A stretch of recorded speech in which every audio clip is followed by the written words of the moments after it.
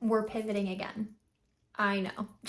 And this is why, like, the advice of if you're thinking about starting a business or a project venture, the advice to just start is actually so real, because once you do start, you might encounter so many things that actually change your perspective and change your path. And this has happened to me so many times. Like, once I got over the perfectionist mindset and just jumped into things, that's actually when things started taking off. And it kind of stinks in the moment because, especially right now, I have decided to take Return to Earth Wellness kind of in a completely different direction, but it feels so good and so aligned. So I'm not looking for, no, that's not true. I was gonna say I'm not looking forward to the work that I have to put in. That's not really true, but I do have to change what Return to Earth Wellness is gonna be. So what is the change and what are we doing? So I really have always been interested in spirituality, and I have a personal brand of spirituality. That's where Return to Earth Wellness came from, is my dogma, I guess, of the earth spirit and the goddess of the earth and the universe. I do subscribe to like a goddess style religion, not necessarily like Wicca, I think also does the goddess stuff. Not that, but just the spirits of the earth, the spirits of the plants, the animals, the rocks, all of that, right? Like everything is living matter and everything has, if not a soul like human beings do, I believe that like the basics of the dogma is all matter is neither created nor destroyed. I go with that theory. And so everything that was or will be is already here. So how does that change my business? I have gotten very much into, well, I guess back into divination, specifically tarot, specifically oracle, and it's really impacted not only me, but those around me and clients. I have been doing readings for everybody and anybody, both paid and not paid, just because I love it. So I did incorporate that already into the website. It's there. And I also included an ebook that I created. It's really a workbook and it focuses more on soul coaching. So I want to talk about what that is because that's really where the big pivot is coming. So I'm a certified wellness coach. I went through the class, the certification, and the testing for the National Academy of Sports Medicine, NASM. So I am a certified wellness coach, and I thought I really wanted to go in that direction. But when I first started out, I realized that I didn't want to talk to people about the grams of protein that they were getting, the number of minutes of vigorous to moderate exercise, even though those are things that I do in my own life and are important to me. I realized that I want to get much deeper into the human experience, and not as a therapist. I am not in any way a therapist, but getting into the roots of who we are, or like the inner self, the authentic self. That's why I did start talking about authenticity and inner work already in my wellness coaching, but this is going to take it a step further, because do I care how much protein and movement you're getting? Kind of, but do I care about you nourishing your body and getting movement, or using food and movement as tools to not only feel authentic, but to present yourself the way you want to in the world? So for example, are you getting movement? Are you walking to celebrate yourself and celebrate life? Are you doing dance as your form of movement? Are you looking to foster your inner strength and you love rock climbing, for example? Let's see. Are you focusing on peace and balance? So maybe you move more towards yoga or walking, right? So that's what I mean in terms of soul coaching. How do these things balance and nurture the soul and move us forward towards living as our inner self? And the other piece to it is asking hard questions. I like to say I'm a combination of like your unhinged bestie who only wants the best for you and your big older sister who is telling you straight up what you're doing and like where you should be going and giving you that unsolicited advice. And of course this is solicited, right? These are my clients, and it's a dance. We can't always be the unhinged bestie. We can't always be the big older sister. So what my soul coaching does is just really asking the tough questions, and most of the time I'm just curious and observing, and I may ask a question and it seems kind of out there, and I'm not looking for an answer because it's all about you as the client, right? So it's not like I'm looking for an answer necessarily. I'm just asking a question to get you thinking about it, and the answer can be absolutely not, Mariah, you're crazy for even asking that. Or it's like, okay, yeah.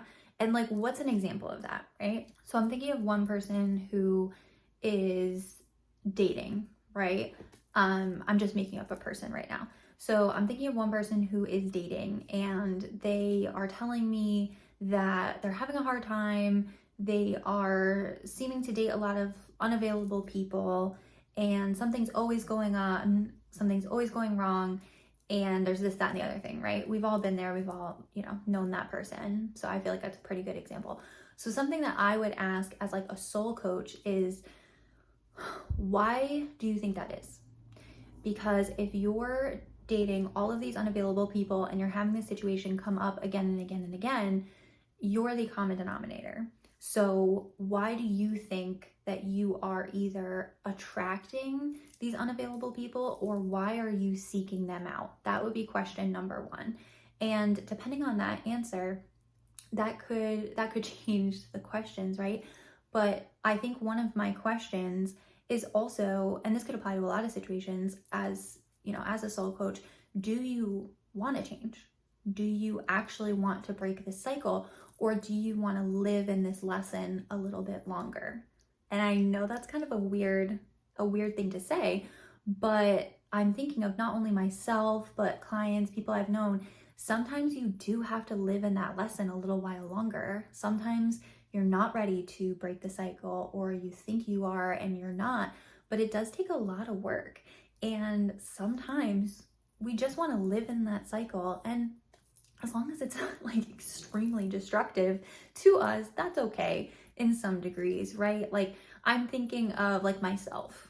I like to use myself as an example so that, I'm not putting other people's business out there, but I'm thinking of myself, and I definitely had some like crazy times in college, right? And there was a lot of things that I explored, a lot of new places, a lot of new things. And so that was a huge period of exploration for me.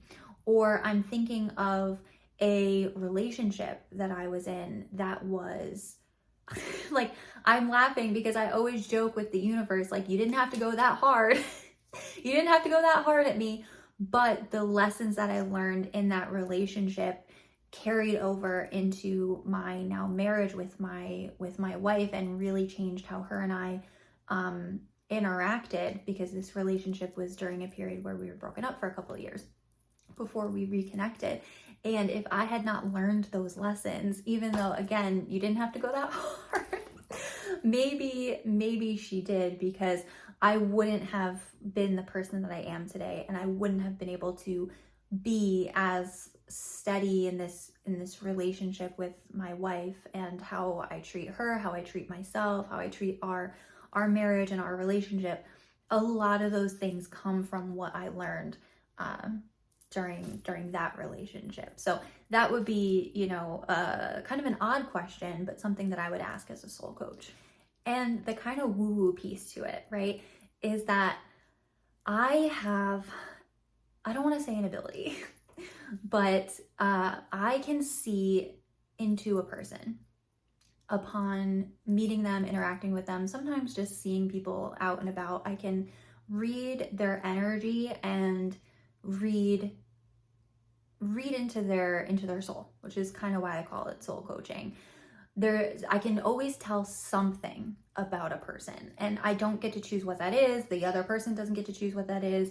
And it's not like a spiritual, like my spirit guides are not telling me anything, or, it's not like a download from the universe or anything. I don't really know what it is, but I just know something about a person.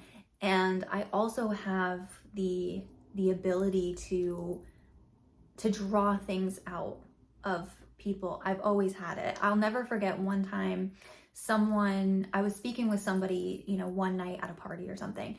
And the next day they told my friend, like, I felt like she was staring into my soul and pulling out my soul, which is another reason why I'm calling it soul coaching. But it's just like, I'm a normal person, but I just see these things. And so a lot of the times people can't necessarily see it in themselves, or they don't want to address it. And I think what's different about soul coaching from therapy, for example, is therapy is so necessary. I have used therapy for years, but it is a tool. Therapy is about tools. So it's not just the knowing, but then you have the tools, right? I am not licensed to be giving tools out. Even though my workbook does have a couple like therapy informed things in the workbook, but I am not a therapist, and I am not here to give you the tools, right? So there is a huge difference between, I'm just feeling super blocked and I just need to like know these things. I need somebody to ask me the hard questions, and I need to address these things head on, or I need to have them in front of me, and learning the tools to deal with those things, or deal with like deep trauma and mother-father wounds, family wounds, generational trauma, whatever you want to call it. That is for therapy, right? That is not for soul coaching. Completely different. And the other thing that I changed with my business model is with wellness coaching, it's actually pretty important, similar to like therapy, even though therapy doesn't do this either. A lot of wellness coaches, you sign a 3, 6, 9-month contract because change does take time. And honestly, as somebody who has been in different wellness practices, I am, like a weightlifter and things, I know that things and therapy, I mean, the differences that I saw, I didn't see any difference in the first year of therapy, right? I was just kind of dealing with getting out of my hole. So things and change take time, especially big things about ourselves take time. So I don't even think 3 months is enough, but that is the current contract that I have on my website, is 3 months. And clients pay for the 3 months upfront, and then we have the deliverables over that time, and our meetings and everything like that. So I am changing that model, and I am just going to change to per session for 2 reasons. One is the economy. And I want to be accessible to people, and I don't know that people can necessarily pay for that much time or that block of time, not only upfront, but sometimes with the soul coaching, it also just does not take that much, right? Because again, this is not therapy, so it's very different, and it's fast. When someone's asking you questions that you've either never heard, never wanted to hear, your therapist is probably gonna like tiptoe around for a while. Not a therapist, but I'm just saying, that can cause some rapid, uncomfortable, good change. And again, I think soul coaching in conjunction with therapy is most of the time like a good idea. But that is one of the reasons that I changed the model. And then the second reason is also, again, because I feel like soul coaching can kind of have rapid change, or there are some things where people maybe don't need that many sessions. I'm deciding to do it per session so that I can just, again, be more acceptable to people who just want to drop in and maybe have one session and get like one clarifying question or like one situation out of the way, and they don't really need more than that. So I do want to be accessible to those people as well. So that's why I'm changing from contract based to per session, which of course is also going to lower the price and the cost, because it's now per session. But again, I just want to stay accessible to people because at the end of the day, this is what I love doing. Like, I cannot even explain how much I love doing this. I actually have to stop myself from doing it to like my friends when I'm having just a normal conversation. I have to stop myself from asking these like super pointed, like dart to the heart questions, because that's not necessarily how you want to interact with a friend on a Friday night having a glass of wine. You know what I mean?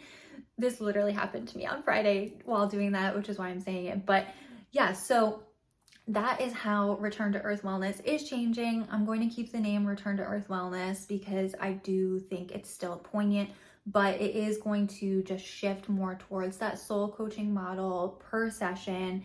There is tarot on the website, so there's 2 different types of spreads on there. I can incorporate it into the soul coaching as well. And I do also read an Oracle deck. I do have Oracle. I don't have that offered on the website because Oracle is so specific. Like my deck at least is extremely specific. So I really need to know like more information in order to pull, in my opinion, pull an accurate oracle card, because otherwise the message can get like super convoluted. I always say like, and I mean, this is why I also say that like I'm like an unhinged bestie and a big older sister. My tarot deck is my unhinged bestie and my oracle deck is my big sister. So I use them when I need that different kind of advice, and then sometimes I use them together. So I don't know if I've imbued that energy into them or if I just got drawn to cards and decks that have similar energy to me, but that's why we work well together. So I don't offer oracle readings just on the website, but I do offer both a past, present, future spread for tarot and a Celtic cross, which is very involved, but I do think can really shed some light on a situation. And it's not that I don't need as much information from a client to do the tarot spreads, but it's a little bit easier when there's more of a general question or something like that. With tarot, I can read the language versus oracle cards. I really only pull max 4. That's like the maximum that I've ever pulled, because again, mine are really specific and in depth. So I don't usually need to do a full huge spread to read the message in there, versus tarot. I feel like a few more cards will give you the language and some clarifiers and everything. So that is how Return to Earth Wellness is changing and updating. I will have the website updated soon. I do want to be posting more videos as well. I feel like, and it's so funny because everyone always says this, right? Once you find the thing, everything just starts flowing easier. So now that I feel truly aligned, I have so many ideas for videos, and like I already have it all planned out. So I'm hoping to get a video up per week again. And again, the website will be updated. If you want to learn more about soul coaching, I will have a blog post up soon about that. And I hope you have a lovely day, night, evening, whenever you're seeing this, and I will catch you in the next one.